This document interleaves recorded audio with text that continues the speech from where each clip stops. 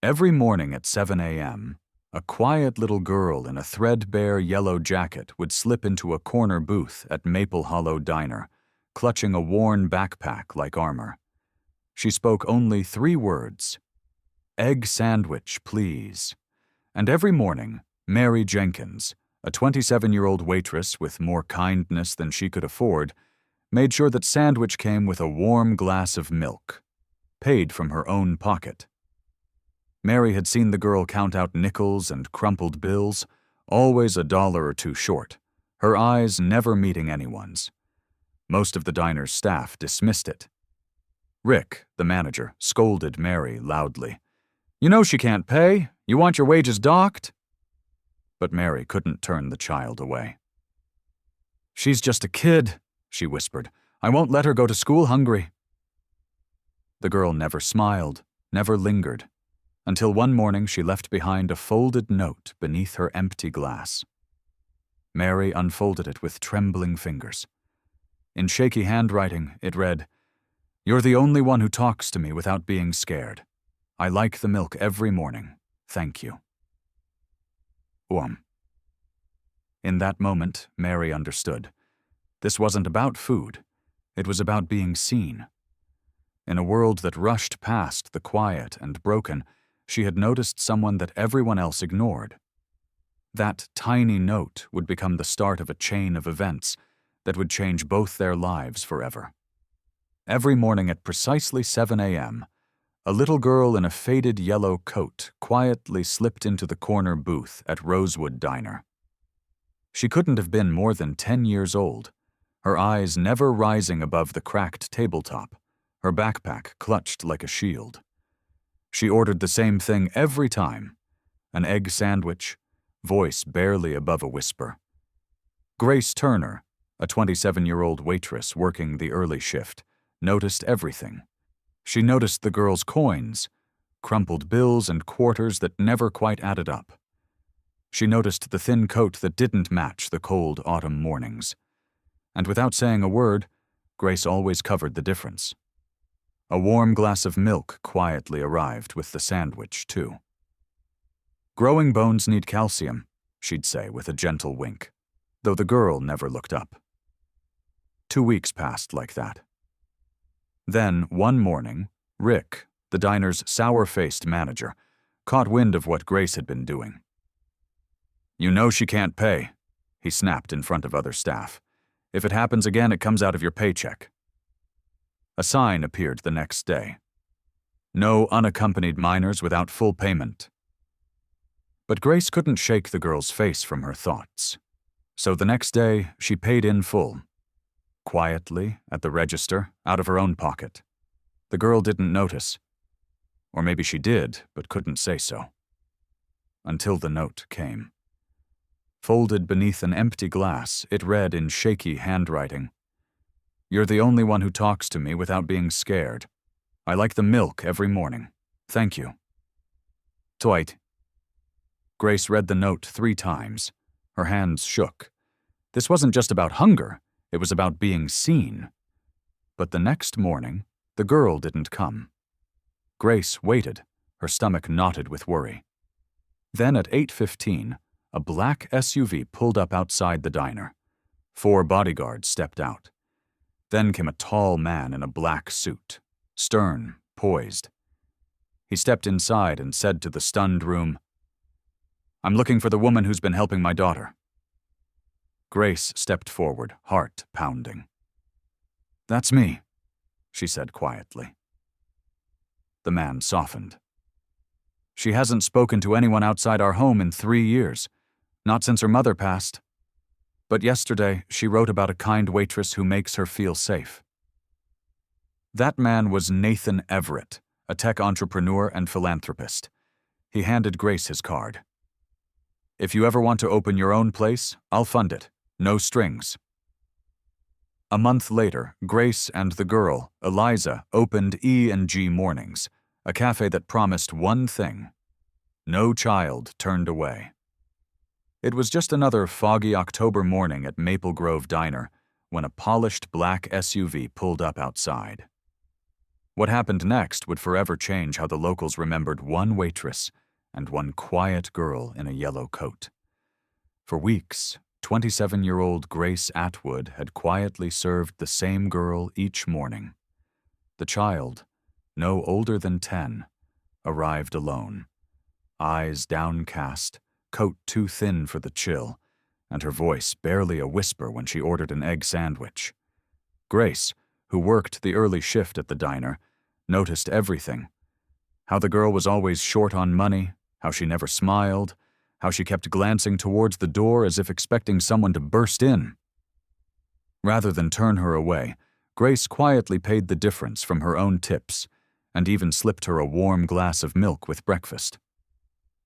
"Bones need calcium," she'd say with a wink, though the girl rarely responded. Then came the backlash. Rick, the diner's gruff manager, scolded Grace publicly for giving away freebies. He hung up a notice that banned serving any unaccompanied minors without full payment. Co-workers teased her. But Grace stayed quiet. The next morning she paid for the meal herself, fully and in cash, so Rick couldn't say a word. That same morning the girl left something behind, a handwritten note under her empty glass. "You're the only one who talks to me without being scared. I like the milk. Thank you." It broke Grace's heart. The following day, however, the girl didn't show. Instead, at precisely 8:15, the atmosphere in the diner shifted. A man in a tailored black suit entered, flanked by 4 silent bodyguards. Conversation stopped. Forks froze mid-air. Without introducing himself, the man asked, "Who's been helping my daughter?" Grace stepped forward. The man's stern look softened. "She hasn't spoken to anyone outside our home since her mother passed. Yesterday, she wrote about you." That man was David Everett, a wealthy philanthropist and tech entrepreneur. He handed Grace a business card and said, "If you ever want to open your own place, I'll fund it. Completely." A month later, Grace and the little girl, now known to the town as Ellie, opened a warm, welcoming cafe called Ellie and Grace Mornings. A sign on the wall read, "No child turned away." It started with an egg sandwich. It ended with a little girl finding her voice again. For Grace Atwood, 27, mornings at Maple Grove Diner always began before sunrise. The old place wasn't fancy. Linoleum floors, chipped mugs, and a hand-painted Meatloaf Thursdays sign in the window.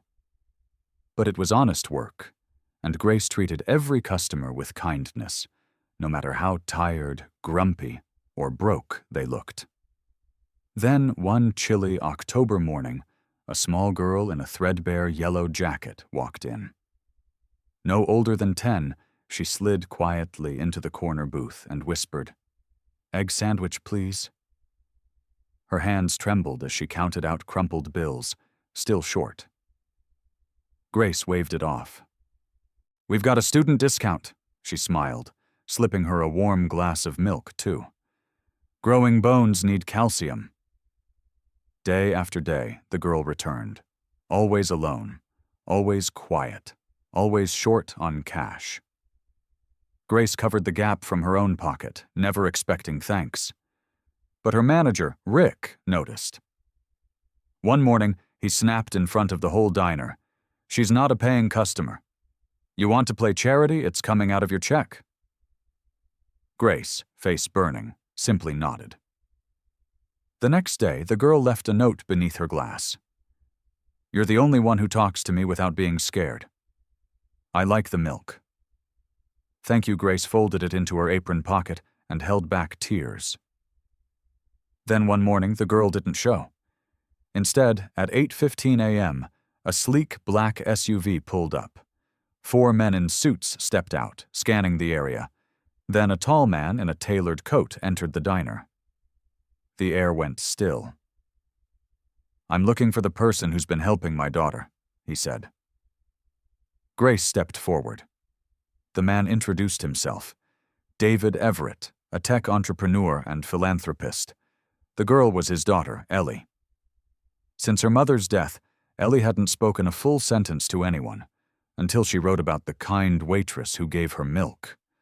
Everett turned to Grace with tears in his eyes. "You gave her something none of us could. If you'd like to open your own place, I'll fund it. No strings attached." A month later, Ellie and Grace Mornings opened its doors, just 6 blocks from the old diner.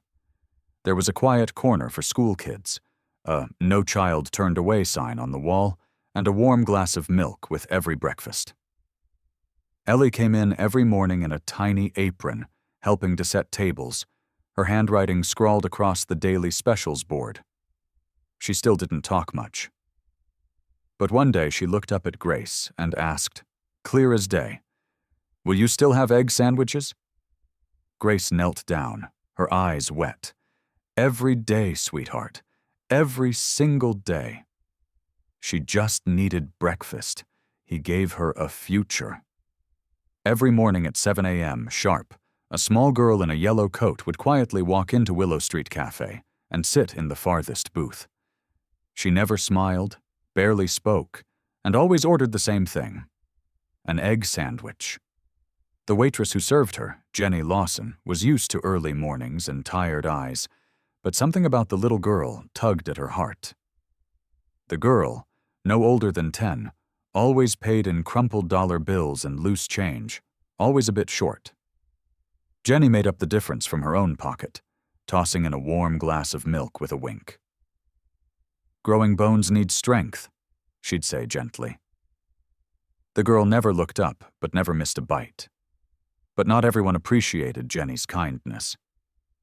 One morning, the diner's manager, Chuck, scolded her in front of the whole staff. "No more handouts," he barked. "You're not here to be Mother Teresa." A warning was posted. No minors served without full payment. Jenny felt torn. She needed the job, but how could she turn the girl away? So Jenny found a solution. She paid for the meal herself, in full, every morning. No rules were broken. But then something changed. One rainy morning, the girl didn't come. Instead, at 8:15 a.m., a luxury black SUV pulled up. 4 bodyguards stepped out, followed by a tall man in a tailored coat. He scanned the cafe until he saw Jenny. "You're the one who's been helping my daughter," he said. His name was Gregory Bennett, a successful entrepreneur. His daughter, Emily, had stopped speaking after her mother passed away. Therapists couldn't reach her. School didn't help. But then she wrote about a kind lady with warm milk. "You gave her something money couldn't," Gregory told Jenny, placing a business card in her hand. "If you've ever dreamed of starting your own cafe, I'll back it." Weeks later, Emily and Jenny's Mornings opened its doors. A cozy space with soft lighting, cheerful colors, and a sign near the register. No child turned away. Emily came every morning, helping fold napkins and write the specials. Slowly she began to smile. Then speak. The girl who once whispered, "Egg sandwich, please," now chatted quietly with customers, her world expanded by the compassion of one person who saw her. Not her silence. A bench by the water, what one old fisherman taught an entire town. For over 4 decades, Walter Jennings rose before sunrise, his hands steady on the helm of his handcrafted wooden boat, Freedom's Wake. It wasn't the flashiest vessel in the harbor. Its paint had long faded under the Carolina sun. Its boards creaked with every wave. But it was his sanctuary. Walter, a 74-year-old Navy veteran, had built it himself after returning from Vietnam. It was the one place where the noise of war never followed. But one morning, the peace shattered. A 600-ton luxury yacht, captained by tech tycoon Eric Langston, cruised into the harbor without slowing, colliding with Walter's boat. Walter barely jumped to safety as his beloved Freedom's Wake split apart.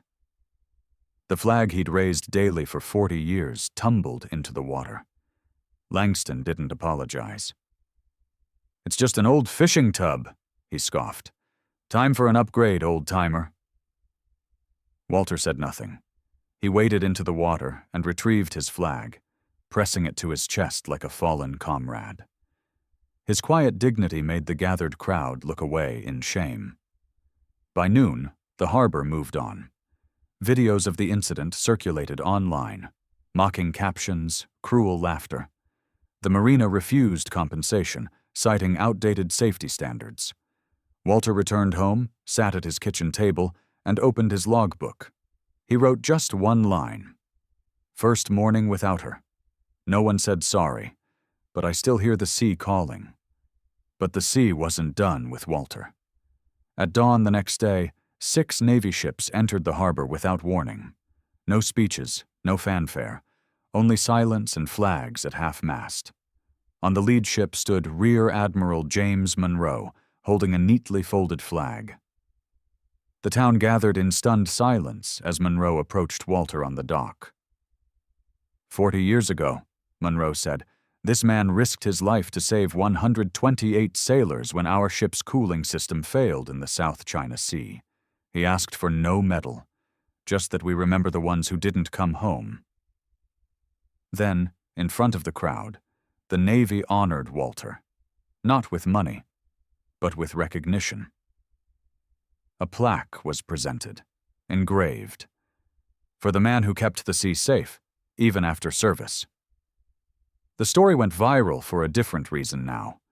Donations poured in, veterans sent letters, even Langston returned, this time with no entourage, only a blank check. Walter didn't take it. Instead, he asked for one thing. Build a bench at the edge of the dock, a good one. Carve 3 words into it. Sit, remember, thank. That'll do. A quiet hero's request. Not wealth, just a place to remember. After a luxury yacht crushed his handmade fishing boat, Walter Jennings, a 74-year-old Navy veteran, stood silently on the dock with a soaked American flag pressed to his chest. His boat, Freedom's Wake, had been more than wood and canvas. It was his peace, his refuge, his one place where memories of war gave way to gentle waves and dolphin trails.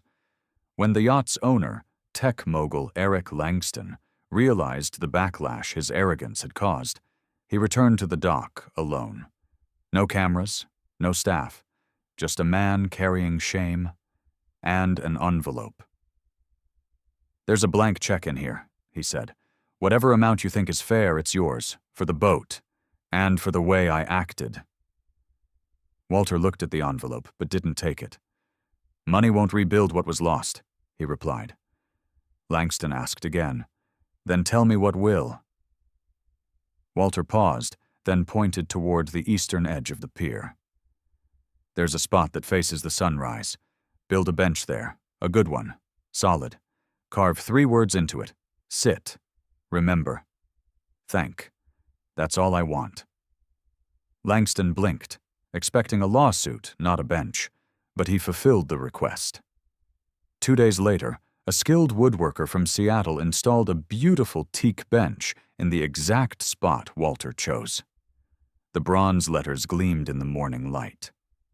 Langston helped carry the materials himself, working with quiet focus, his hands blistered by the end of the day. The town took notice. Walter's response, simple and powerful, spread like wildfire. National news picked up the story. Veteran declines fortune, requests memorial bench instead. Debates followed. Was he too forgiving? Or had he taught the world something about grace? Walter didn't answer those questions. He just returned to his routine, this time centered not on fishing, but on teaching. Without his boat, he couldn't feed the local shelter as he once did. But he gave time, knowledge, quiet strength. Kids from town now gathered at the dock, learning to tie knots and listen to stories no textbook could teach. And every morning someone sat on that bench, some with coffee, some in thought, all reading the words Walter had asked for. Sit. Remember. Thank. The gift of a grandson's hands. Just when Walter Jennings thought his story had ended with the loss of Freedom's Wake, the boat he'd built after Vietnam, something remarkable happened. One quiet morning at the harbor, a newly crafted wooden boat glided toward the dock. On its stern, fresh paint shimmered. Freedom's Child. At the helm stood his grandson, Michael, smiling proudly. "Surprise, Grandpa," he called. "We found your old plans. Veterans from 4 states helped us build her." Walter, stunned, ran his calloused hand along the polished rail. Though his aging hands hadn't built this one, his spirit had. Modern features blended with timeless design, but its heart, its soul, was his. Later that evening, Walter sat on the bench he'd once asked the yacht owner to build. A young father read the words carved into it: "Sit, remember, thank," to his child. The child asked, "What does that mean?" The father answered, "It means we honor those who built the world we now enjoy." Walter smiled quietly, watching the sunset paint the water gold, and felt the past and future finally meet. Sometimes, the greatest legacy we leave isn't measured in dollars or headlines, but in the values we pass down and the quiet examples we set. A boat rebuilt, a bench installed, a child taught to remember. If this story moved you, comment below with someone you're grateful for. And subscribe to keep these powerful, untold stories alive, because sometimes the smallest gestures carry the deepest meaning.